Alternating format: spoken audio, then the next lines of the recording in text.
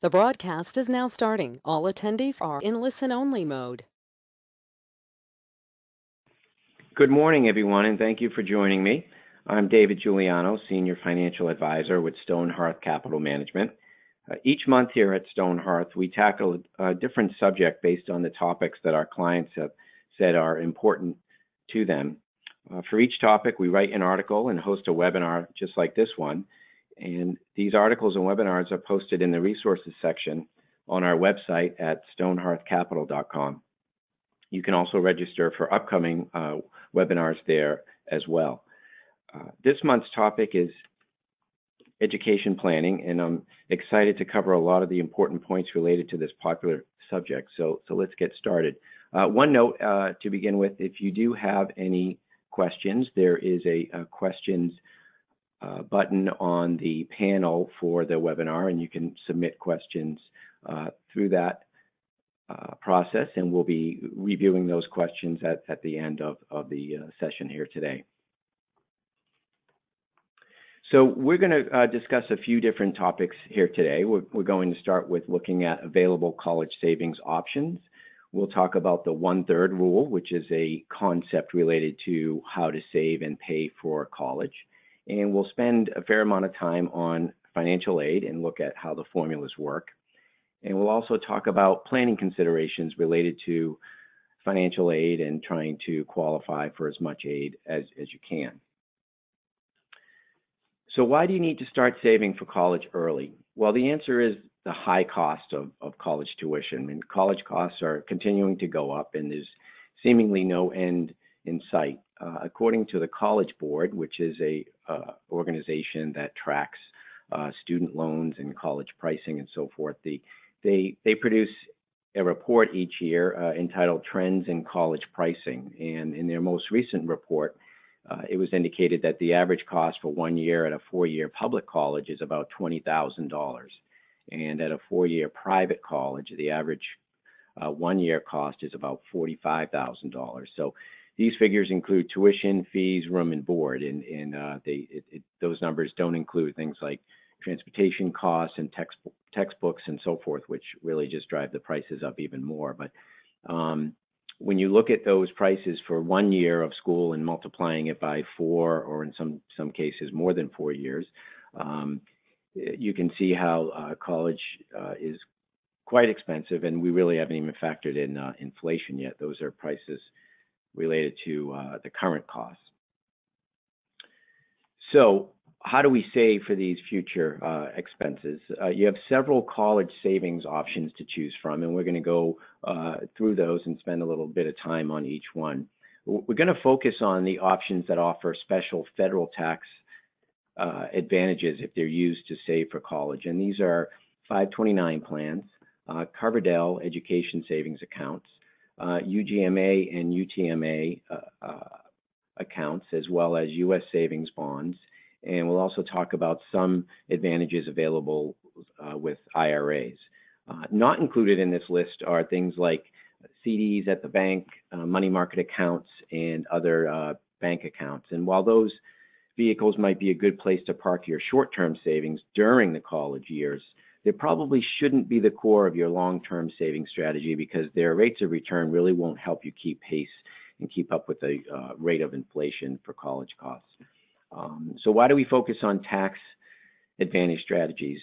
Really, to get ahead in the college savings game, you really should be looking at accounts with special tax treatment wherever possible. So let's start with 529 plans. They were created in 1996 in Section 529 of the Internal Revenue Code, hence the name, and they're sponsored by individual states. But each one of them is run by different mutual fund investment companies. And the plans really offer very distinct tax advantages to save for college. As long as the plan satisfies a few basic requirements, the federal law provides these special tax benefits. And there's really two types. The first is called a prepaid tuition plan. And those allow you to buy units of tuition or contract plans at today's rates for future years of college costs. They're often limited, though, to state residents, and the principal and earnings may not cover tuition fees if your child decides to attend school out of state. So as a result, these plans aren't really widely used today. The other type is the college savings plan. That's the other type of 529 plan, and that's really the one that we'll focus on here today. That's the college savings 529 plan is the one that's most widely used now. So what are the main benefits of 529 savings plans? There's really two key tax advantages associated with these plans. The first is that your earnings from contributions grow on a tax-deferred basis. And the second is that distributions taken for qualified higher education expenses are also free from taxes, and federal taxes, and they may be tax-free at the state level too, depending on the state you live in. Almost all states provide for state tax-free distributions if the withdrawals are used for qualified higher education expenses. So while the tax-deferred growth and the tax-free distributions are available for all plans, some states also offer a state income tax deduction on contributions. So I've noted here that contributions are from after-tax money, but there are a handful of states that do offer a tax deduction for the contributions that you make to those plans. And there's a nice comprehensive list of those state tax deductions available on a website that I often like to refer to, which is savingforcollege.com. And most of the time, tax deductions are offered to residents who contribute to the 529 plan of their home state.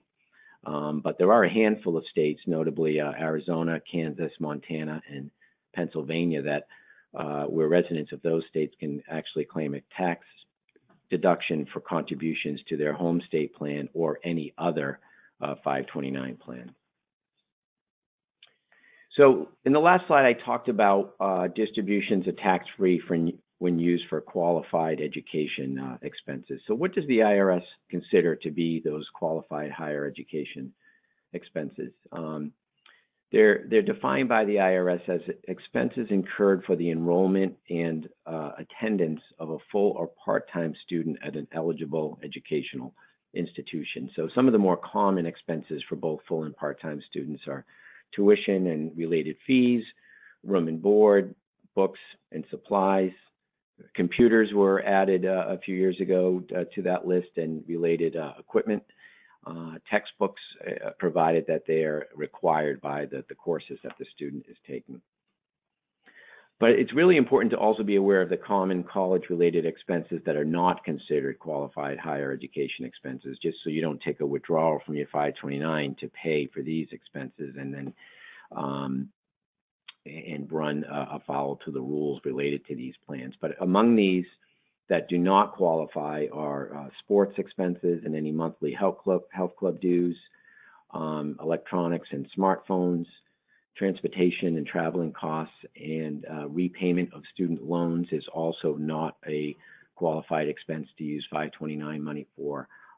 And also, when students live off campus, you're able to use 529 withdrawals to pay for room and board for off-campus housing, but only to the extent that it matches the posted cost that the school has for their on-campus housing. So, for instance, if room and board is posted at, let's say, $9,000 per year at that school, if the student is living in an off-campus housing and it costs $12,000 for that year, you can only use up to $9,000 from your 529 plan to pay for that off-campus housing. If you do take a distribution from a 529 plan and it's not used for a qualified higher education expense, so in other words, a non-qualified distribution, then you'll end up paying tax, income tax, and a 10% penalty only on the earnings portion of that distribution. So the contributions that you put in will always come out tax and penalty free, but the earnings on that money, if you take it for something other than a college expense, you'll pay tax and a 10% penalty on that piece. So with these 529 plans, the assets are typically invested in mutual funds, or in some cases, exchange traded funds or ETFs. And some portfolios are age-based, meaning that the investments will automatically change as the child gets older, shifting to a more conservative allocation as the child approaches college age. And with the 529 plans, the account holder, typically a parent or grandparent of the student, maintains complete control over the assets. So the account owner can control when to take the distribution. And another nice thing is there's no age or income limits associated for who can be an account holder or a beneficiary with 529. So adults can use 529 plans to save for college for themselves as well as children. And anyone can open a 529 account.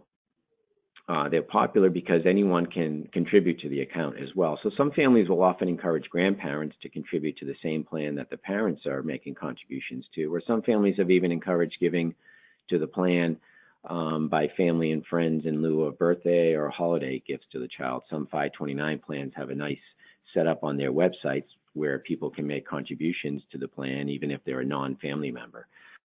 And the account holder can change the beneficiary at any time. And that's important for several reasons, because if the beneficiary decides not to attend college, or if there are assets remaining in the account after college is done, the account holder can simply change the beneficiary to another member of the current beneficiary's family. That can be a sibling, it can either be a cousin or a niece or nephew, and they can use the assets to pay for the college expenses of that new beneficiary. The other type of plan I want to cover today, or account type, is the Coverdale Education Savings Account. There's some similarities with these accounts to 529 plans. They offer tax advantages as well. They, like a 529 plan, the money grows tax deferred, and any earnings in the Coverdale account that are used to pay for qualified education expenses are completely tax-free at the federal level and typically at the state level as well. One unique feature of these Coverdale accounts is that the maximum contribution is $2,000 per year, whereas 529 plans don't have a stated maximum contribution. There are tax-free distributions, as I mentioned, for qualified education expenses. The account owner of a Coverdale account, typically a parent of the student, has complete investment control.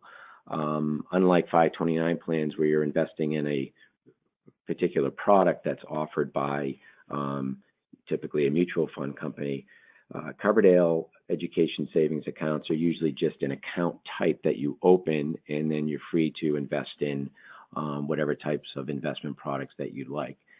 You can also change the beneficiary to another family member with these accounts. So in these cases, just like 529s, the parent or grandparent controls the account, and then the child is named as the beneficiary. One thing to be aware of is there are some trade-offs when using these Coverdale education savings accounts.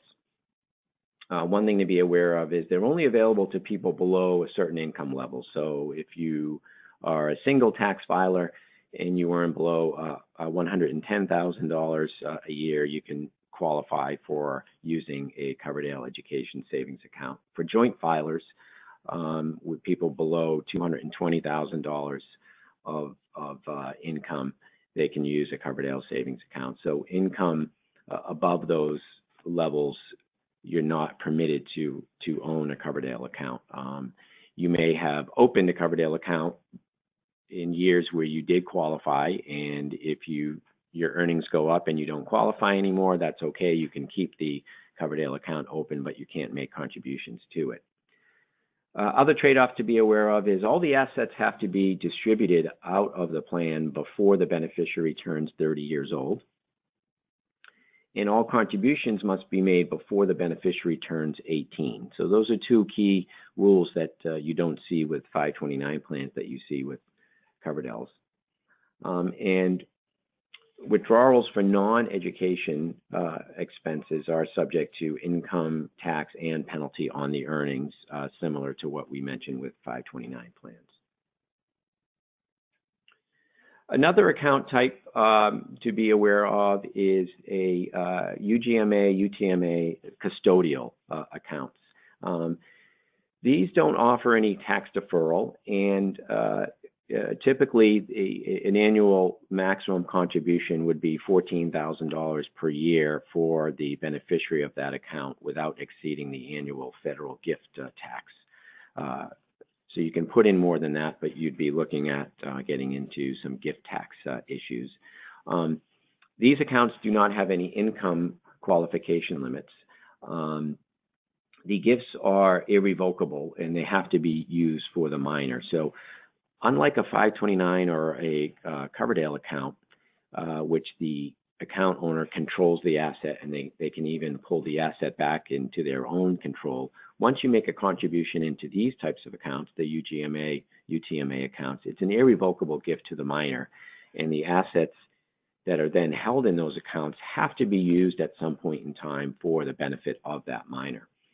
So there's no tax deduction for the contributions to those accounts. And one important point with these accounts is that the minor does become the owner of the account at a certain age. So each state will have an age that's listed where a minor takes full control of these types of accounts. And for some states, it can be as early as age 18, and it ranges from 18 to about age 22, or in some states a little bit older. But the important point there is that if some of these accounts grow to a fairly large number, the parent or grandparent has to relinquish control of those accounts when the child reaches that age.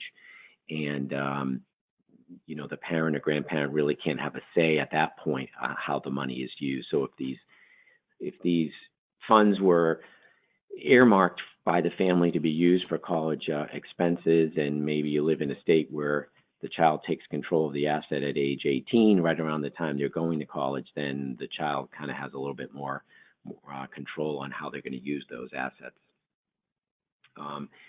These accounts are also treated a little less favorably for financial aid than the previous two account types that I mentioned, but I will get into that in a few minutes about how different accounts are treated for financial aid purposes. The earnings and the distributions on these accounts are taxable. So as I mentioned at the beginning, there's no real tax deferral with these types of accounts.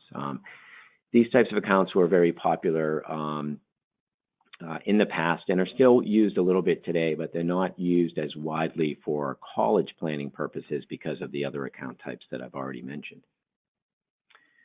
So what can you do with a custodial account if you're concerned about some of the trade-offs that I mentioned? Well, one thing you can do is you can transfer custodial accounts to a 529 plan. So the assets can be transferred, but if you are going to do that, a 529 plans only accept cash or check for the initial contribution. So you'd have to liquidate a custodial account before transferring it to a 529. And liquidating those accounts, because they're taxable accounts, you may incur some taxes on the gains in those accounts. So you'd want to be aware of the gain in the accounts before you transfer it to a 529. And even if there is gain, you may still want to do that, but you'd want to be aware of any taxes that you've triggered on that.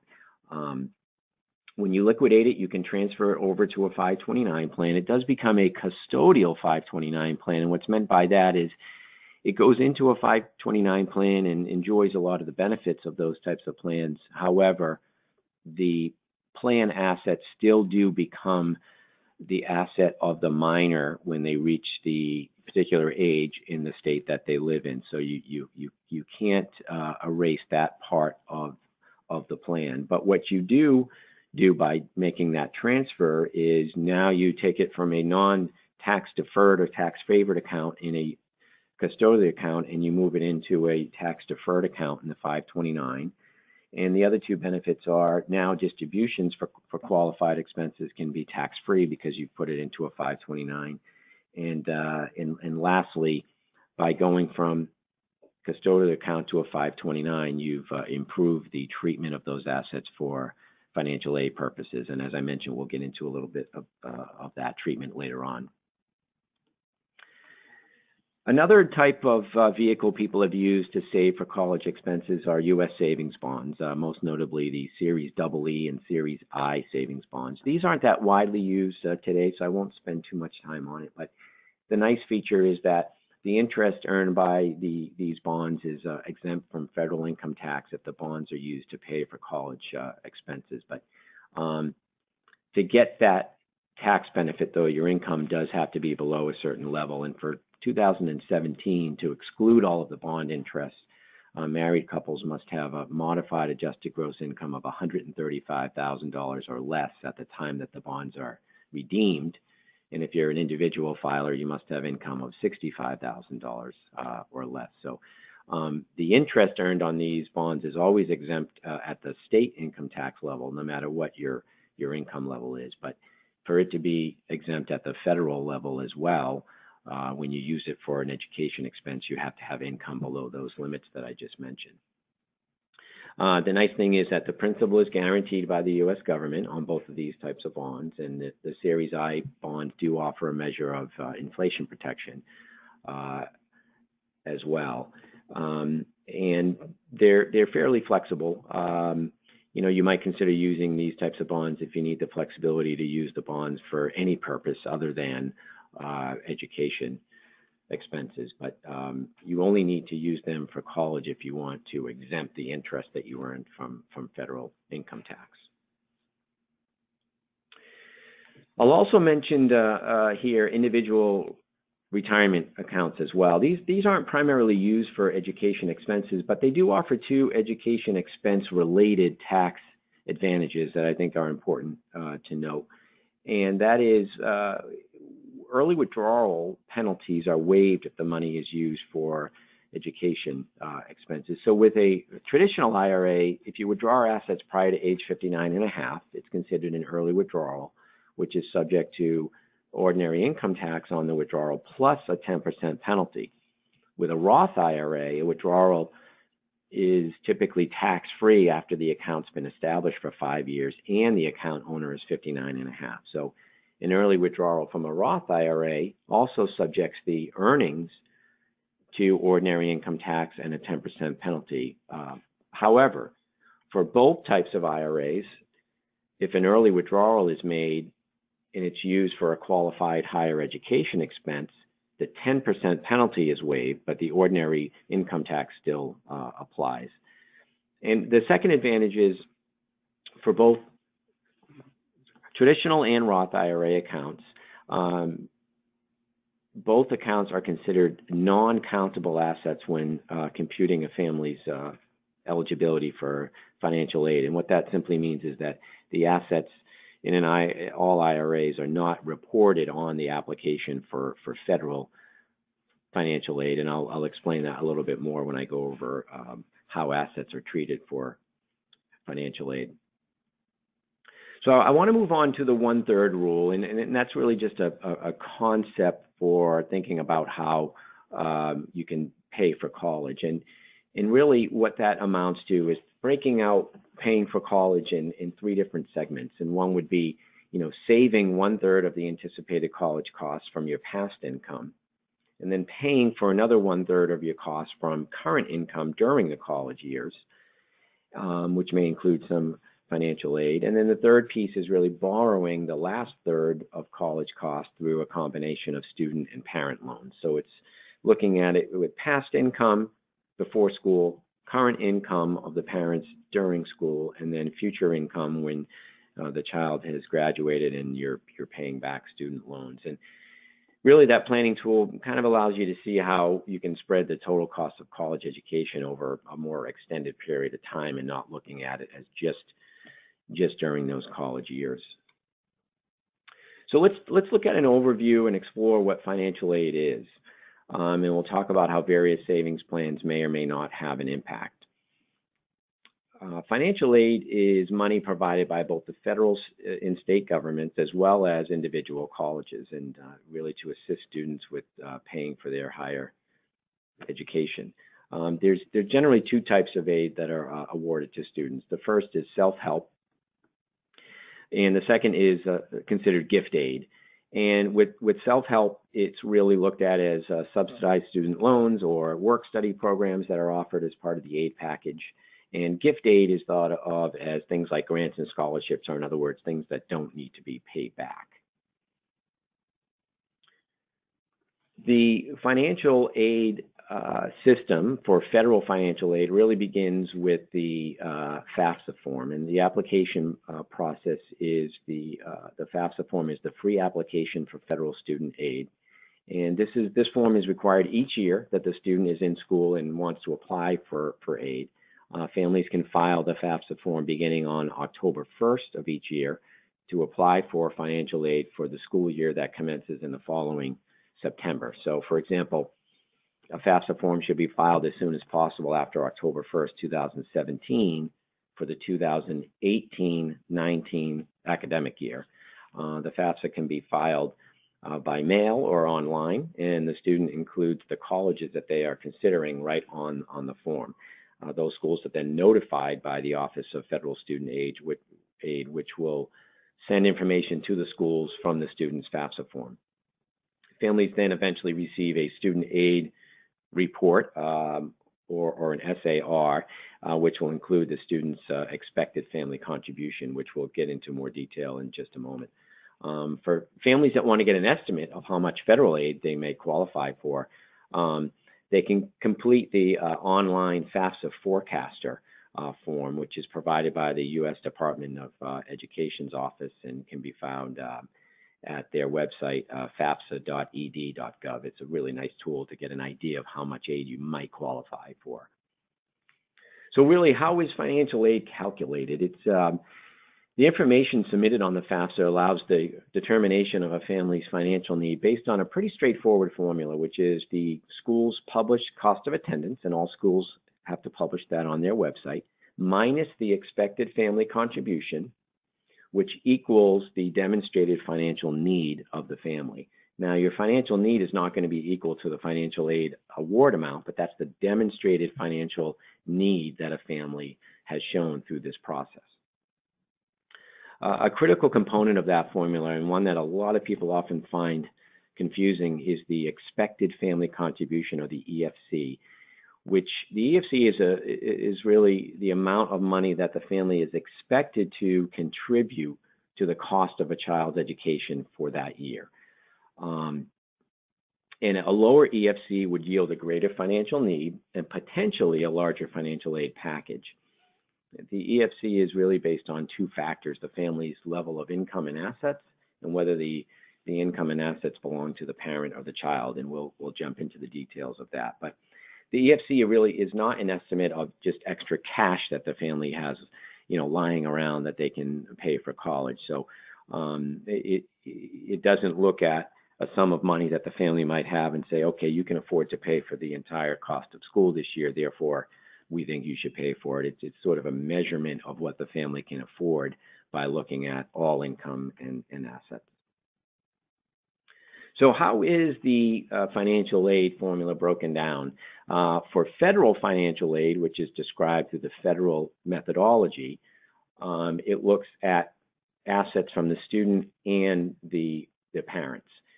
And the formula looks at 50% of the student's income for any given year, and 20% of the student assets. And from parents, it looks at anywhere from 22 to 47% of parents' income, and up to 5.64% of parents' net assets. So you can see in both the student and the parents, the income is much more heavily weighted than assets are.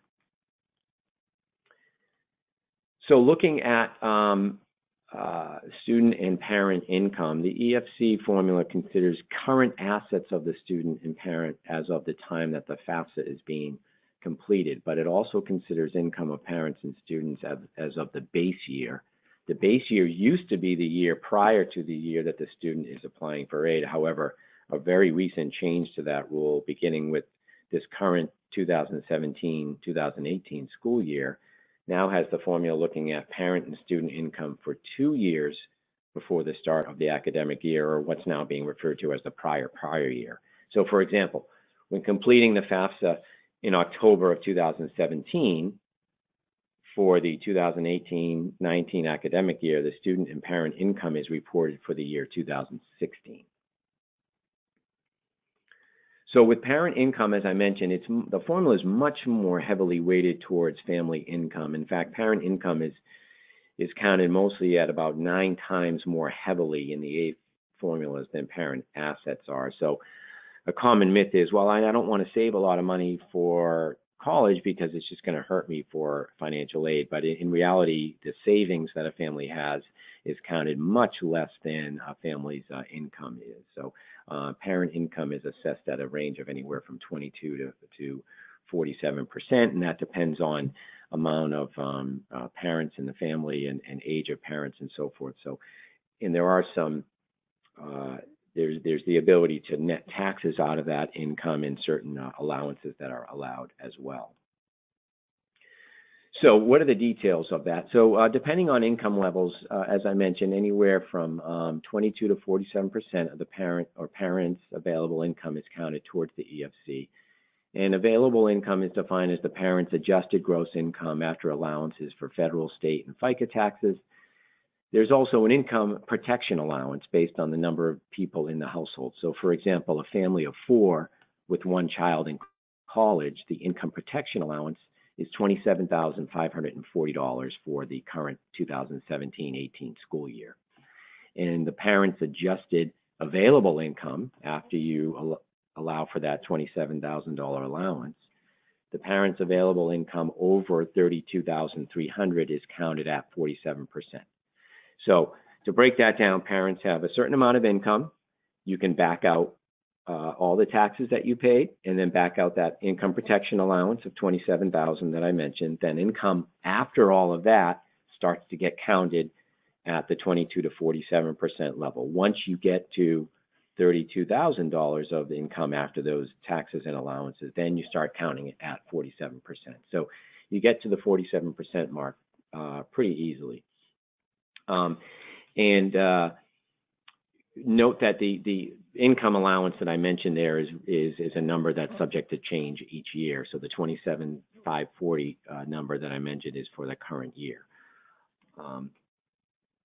With parent assets, the assets are counted at a rate of up to 5.64%, and there's also an asset protection allowance as well, just like there was an income allowance. So, for example, the asset protection allowance varies by number of parents in the household and age of parents. So, for example, for a 2-parent household where the oldest parent is age 50, an asset protection allowance of $21,200 is allowed, and that's a current number. So, the first $21,200 of assets can be protected for a family in that situation, and above that, they start counting the assets at 5.64%. Now, there are some excluded or non-countable assets of parents on the FAFSA form for federal aid, and there's 4 main categories for that. These items are not reported on the FAFSA form and are not counted towards the expected family contribution for the federal methodology for federal financial aid. And those categories are home equity in a primary residence, assets in a qualified retirement plan, like IRAs, 401ks, 403bs, and so forth, SEP IRAs and simples and pensions, annuities, and the cash value within life insurance policies are also not counted. Now, it's important to note that, as I mentioned, assets in those retirement plans, like 401ks, 403bs, and so forth, they're not counted, but the contributions that you make to those plans do get added back in to your adjusted gross income and do count towards the income part of the calculation for financial aid. So just to summarize that point, the amount of assets you have in those retirement plans are not reported when you fill out the FAFSA form, but the year-to-year contributions that you make into those plans do get added back into your income for the income piece of the calculation. Now, for student income, as I mentioned a couple of slides ago, it looks at 50% of student income is counted towards the EFC. So that's a pretty high rate of countability. Students don't often have a lot of income, but it's something to keep in mind. So for instance, if a student maybe has $10,000 of income in any given year, $5,000 of that is going to count towards the family's expected family contribution for that year. There is a student income allowance for 2017-18 of $6,420. So that the first $6,420 is not counted at all, and then income above that number is counted towards that 50%. And then for student assets, it's a fairly high countability rate as well. So with parents, we mentioned it's 5.64% of assets are counted towards the EFC. With students, it's a little higher. It's 20% of student-owned assets are counted towards the EFC. And something to be aware of, students, you might think of, well, students don't typically have a lot of assets, and that's true. But where you do see some families that a student may have a high amount of assets is with a UGMA or UTMA account, where gifts have been made to those accounts over time by family members. So the student themselves may not be thought of as having a lot of assets, but custodial accounts can easily accumulate over time, and those types of accounts are considered a student-owned asset. So you really want to be aware of those large UTMA, UGMA accounts. And as I mentioned a few moments ago, one way to get around that being counted as a student asset is to transfer those assets in these types of accounts over to a 529 plan. A rule implemented a few years ago made it such that whether a 529 plan is student-owned or parent-owned, any 529 plan will be counted at a rate that's assessed at the parent rate of 5.64%. So that's an important point and another nice advantage of 529 plans. So let's take a look at how assets are treated for financial aid.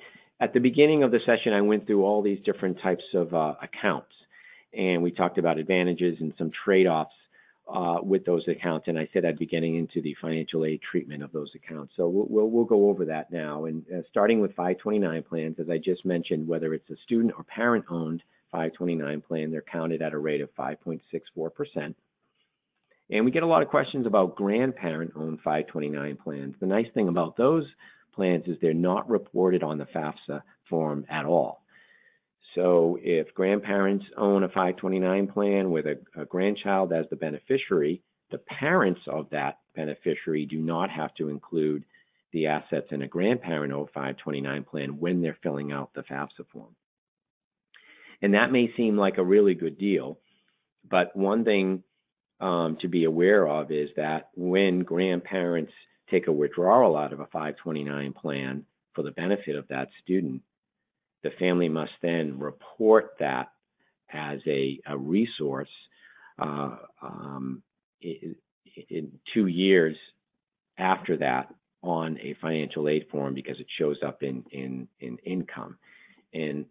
But what's nice is, since income is now reported on the FAFSA for the prior year, the recommendation is if grandparents wait to use their 529 plans until really the second half of the student's sophomore year in college, then they'll avoid having to report those withdrawals as income on the applications for the student's junior and senior year. So because you look back 2 years for income, as long as grandparents are waiting until the second half of sophomore year to use those assets when the student applies for aid in their junior and senior years, they won't have to report those grandparent 529 withdrawals. So it's still a good idea for the grandparents to have 529 plans, but you don't want to be starting to use those assets freshman year of college. You want to wait till second half of sophomore year and beyond. Continuing with the different account types, Coverdale accounts are treated the same as 529 plans, 5.64% towards the expected family contribution. So just to put that in perspective, If you've got a large 529 plan or a Coverdale account or even just money in an investment account, for every $100,000 you have saved in any of the parent-owned accounts, $5,640 of that would be counted towards the EFC formula. Now, with UGMA accounts, as I mentioned, those are considered assets of the minor, so you're going to get a 20% countability towards the EFC. So just to review that, the planning tip, transferring those types of assets to a 529 plan will reduce the assessed rate for financial aid purposes from 20% down to 5.64%. Also, with U.S. savings bonds, those are considered assets of the parents, so pretty straightforward. They get the 5.64% treatment towards the expected family contribution. And as I mentioned, with retirement accounts, IRAs, 401ks, and so forth, those are not reported at all on the FAFSA form and therefore have no impact on the EFC calculation. So let's talk about the different methodologies associated with financial aid. Everything that I've said to this point about financial aid with a FAFSA form and all the percentages of the treatment of assets and income, that was all related to the federal methodology of financial aid, which is the way that financial aid is determined for federal dollars that are used for aid. So the federal methodology is used to determine the allocation of federal financial aid, and that's determined by the FAFSA form. Now, there is a second methodology used for another type of aid, and that's the institutional methodology, which is used to determine the allocation of school's own financial aid. So think of what a school will allocate for financial aid out of its own endowment, which is not federally funded. And that's determined by another financial aid form known as the CSS profile form. And there are some very important distinctions to be made between these two methods for calculating financial aid, which we'll jump into here. With the institutional methodology, as I mentioned, that's done through the CSS profile form, and it's used by about 300 private schools across the U.S., so usually more expensive private schools that are willing to give out financial aid from their own resources. And this methodology seeks to obtain a more detailed account of a family's economic profile. So, for instance, the institutional methodology does not have a specific list of excluded assets in its formula. For example, annuities and home equity are counted in the institutional methodology, while annuities and home equity are excluded on the FAFSA form for the federal methodology.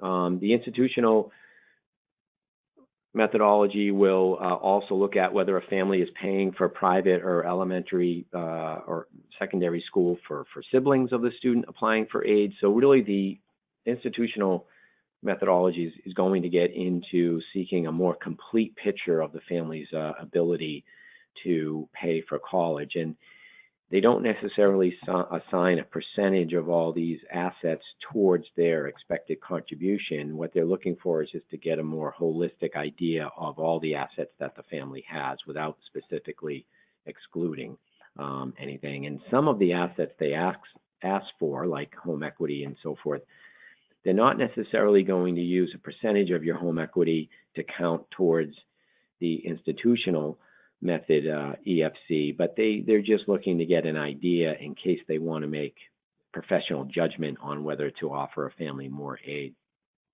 So you want to be aware of repositioning assets from what would be a non-countable asset in the federal formula, like annuities, and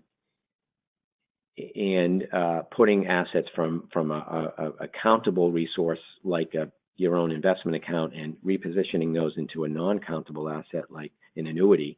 That might work for the federal financial aid formula, but if your student is going to be applying to one of these private schools that's going to use the institutional methodology, then those assets that you've repositioned will end up getting counted anyway, because the CSS profile form is going to ask for all assets.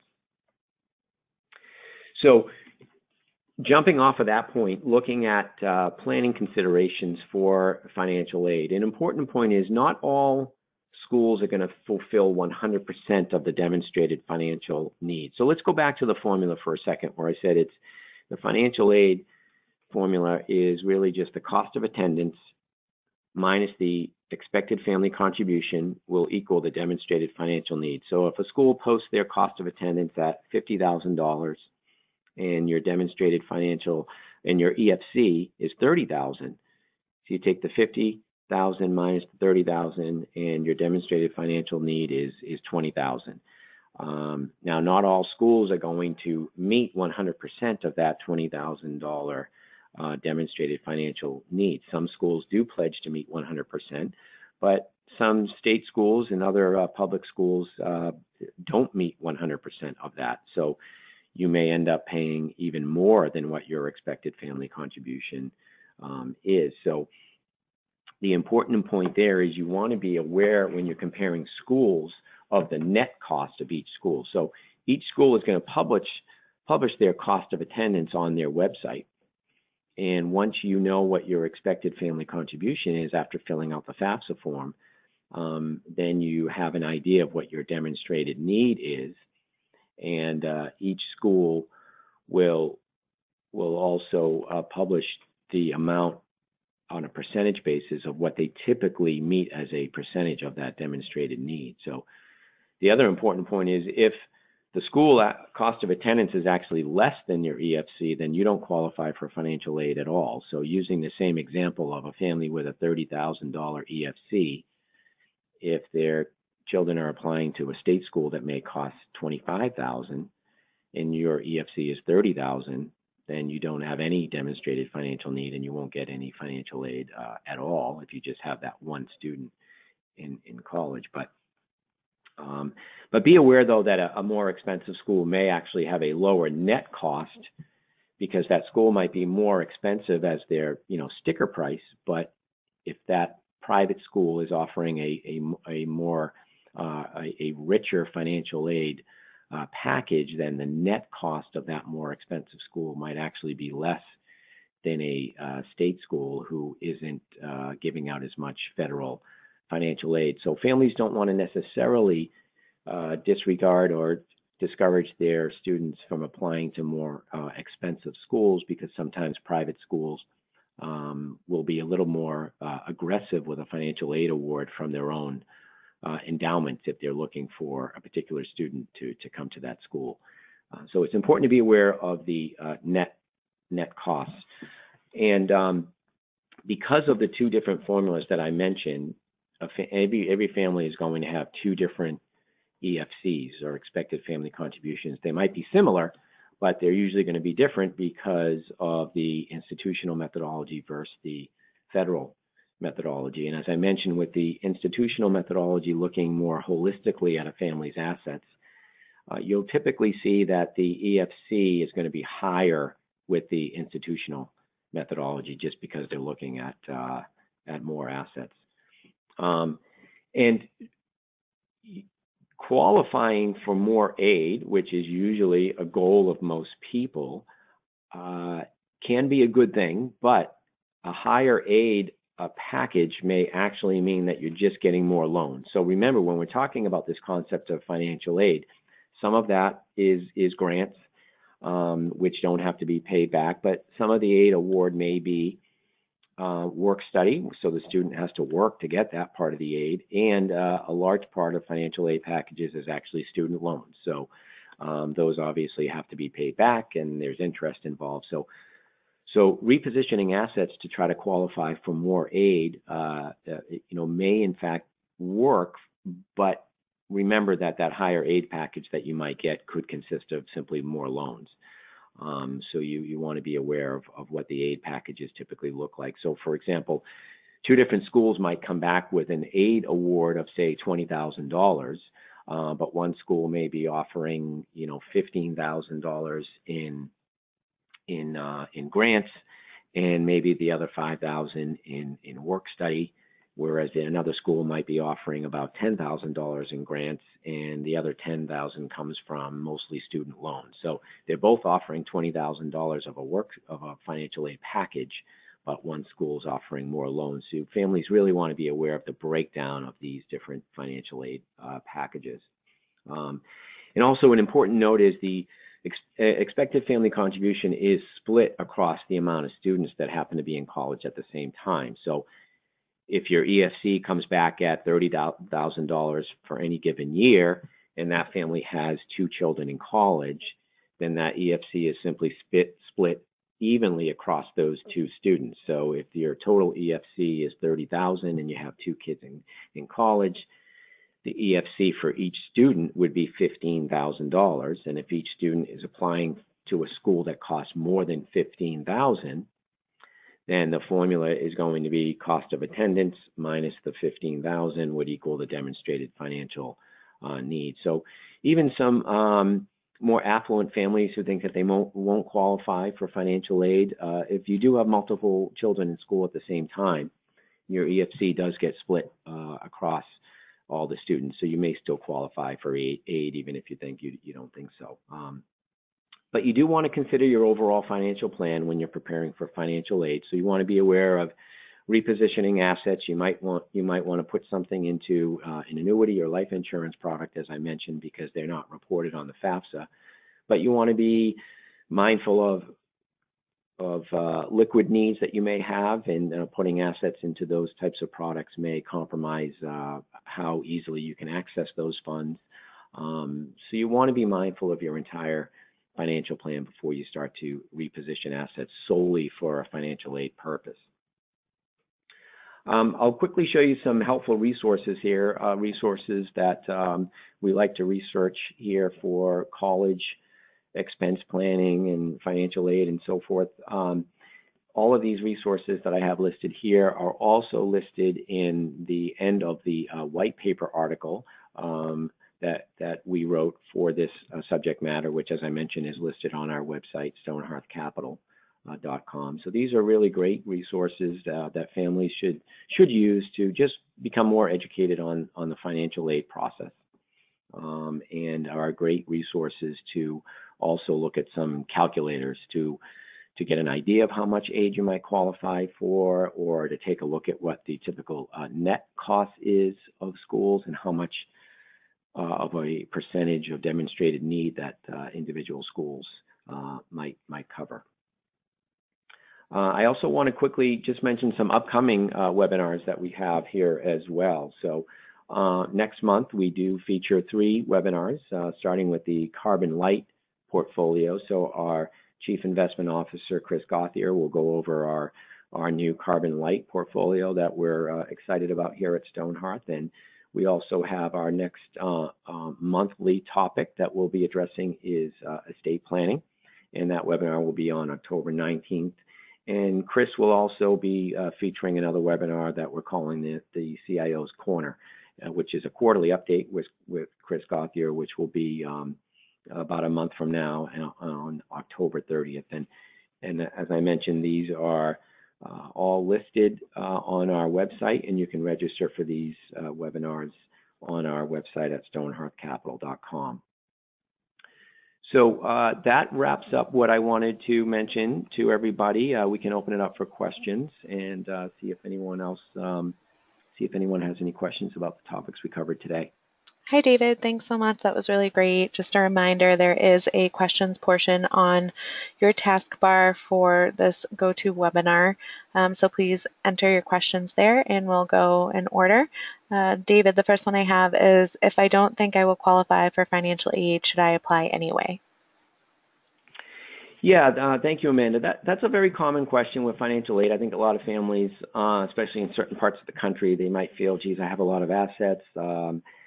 My earnings are very high. I probably won't qualify for aid. But as I mentioned, not only is the EFC split if you have multiple kids in college at the same time, which many families end up doing, but you can also, by going through the financial aid process, you can also qualify for some of the unsubsidized student loans through that process. So you may not qualify for grants and work study, but there might be some unsubsidized loans that families can get even if their income and assets are too high to get other types of financial aid. So I do encourage families to apply anyway. And the process has been made much easier with the online FAFSA form that's available today.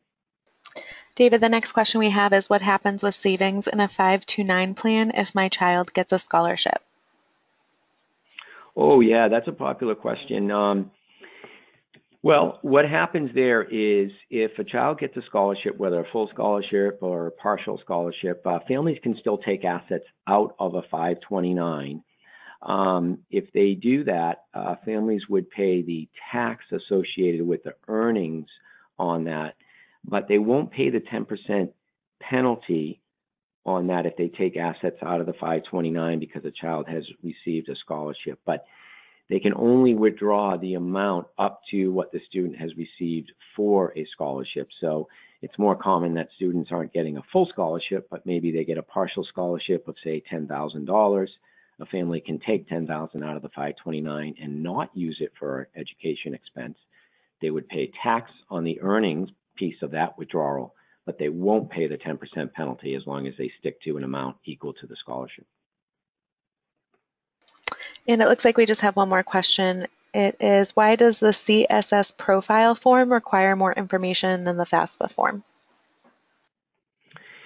Yeah, as I mentioned towards the end of the presentation, the CSS form is used by, the more expensive private schools in the country, and they're aware that, families applying to those schools may have more income and assets in trust accounts and maybe a large amount of assets in home equity and so forth. So because those schools are using that form and formula to dole out aid from their own endowments, they're really seeking to get a much more detailed level of understanding of the family's ability to pay for school. So, it's not necessarily that they're trying to be, more strict and make families pay more money. They're just realizing that they want the process to be fair and equitable, and they're going to look at a family's total amount of assets and income and really assess their ability to pay for school and try to make the process a lot more fair. David, I think that's it for our questions today. All right. Thanks very much, Amanda. And thanks for everyone who listened in. And we're always happy to answer questions that you may have, and feel free to contact us at any time here at Stonehearth. Thanks again, and have a great day.